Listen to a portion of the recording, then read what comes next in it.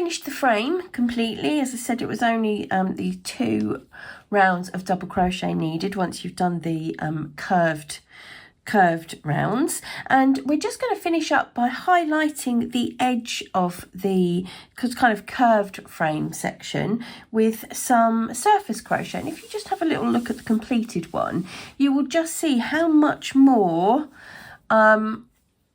highlighted or defined, that's the word, how much more defined that border edge is once you add that little bit of surface crochet. You can see, obviously we can see the shape, but it's brilliantly defined when we've got the surface crochet. So let's have a quick look at how to do that.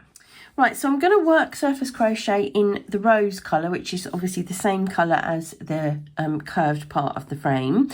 And we're working with 4.5mm hook. And we have worked surface crochet in the centre with copper. So we've already got a little video for that. But never tire of showing this particular technique. So let's just really quickly do this. So same technique, and just because it's curved, it makes no difference at all. You'll still be able to do that really easily. So I'm going to take my hook and I'm looking to work at the very top edge of the row, in this case the rose border round, which is round 2. So I'll take my hook and I'm going to put it right at the bottom, in fact, of the stitch of round 3. So in this case, the olive round. So bottom of round 3, top of round 2, and I'm going to pull through a loop from back to front.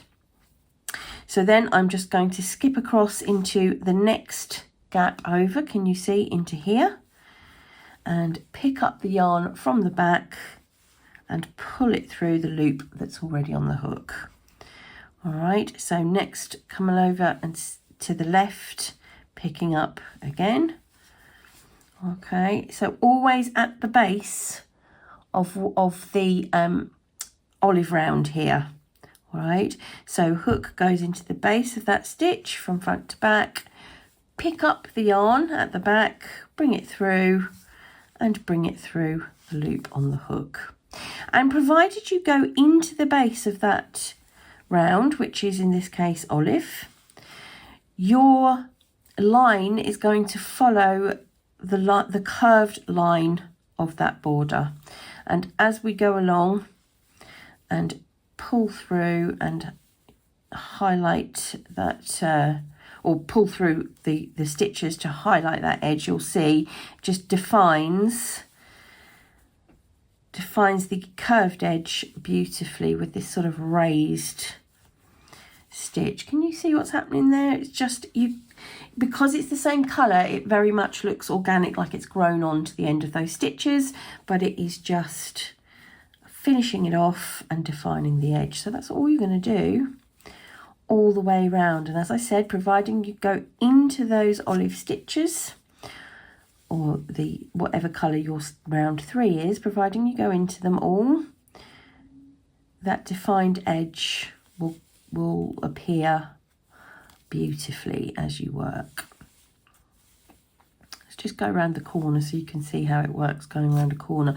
It's just very, your hook is guided very naturally and easily where it needs to go by the next gap, just hopping over one stitch to the left each time.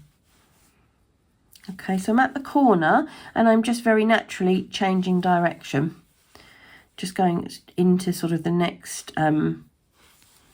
gap, just changes direction completely normally, completely naturally. There's nothing difficult that needs to happen. I'm just following that line all the way around. Okay, so you can see what's starting to happen. That edge is being defined, and that is all you're going to do all the way around. And I'm going to get to the end just to remind you how to do that fastening off at the end.